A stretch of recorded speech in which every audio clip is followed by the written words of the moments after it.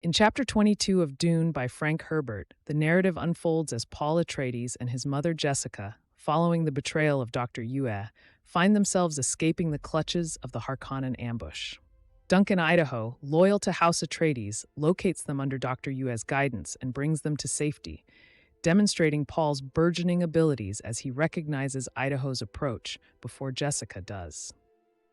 This event marks a significant development in Paul's growing power, as he experiences an enhanced mental acuity that goes beyond his training as a mentat, hinting at a profound and evolving prescience.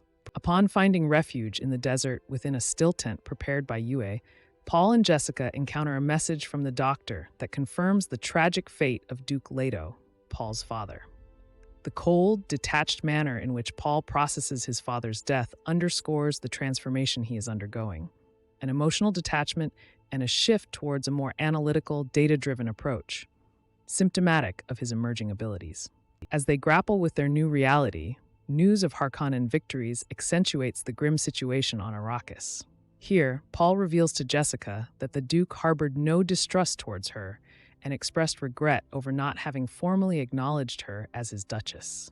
This emotional revelation leads Jessica to mourn the loss of water through tears, reflecting the harsh survival ethos of Arrakis, where water is precious. Paul's prescience continues to amplify, offering him visions of the future, new worlds, cultures, and his own potential death in various scenarios. This is attributed to the effect of the spice, which plays a crucial role in the plot of Dune.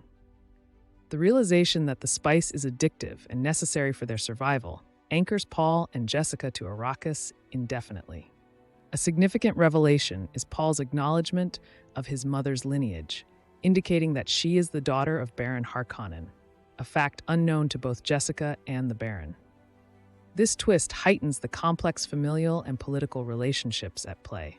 Paul's visions extend to foreseeing sanctuary among the Fremen and his crucial role in the future as a religious and militaristic leader dubbed Muad'Dib.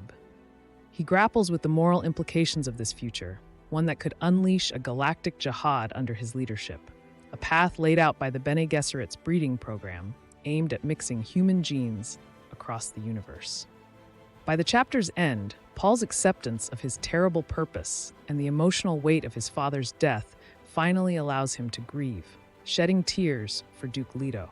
This poignant moment signifies not only an emotional catharsis, but marks a pivotal point in Paul's journey towards embracing his destiny. Chapter 22 is crucial for its in-depth exploration of Paul's transformation, setting the stage for his eventual role among the Fremen and his confrontation with the realities of power, destiny, and his place within the vast socio-political and metaphysical fabric of the Dune universe. That's all for today. If you liked this bookly chapter summary, please let me know by pressing the like button or leaving a comment down below.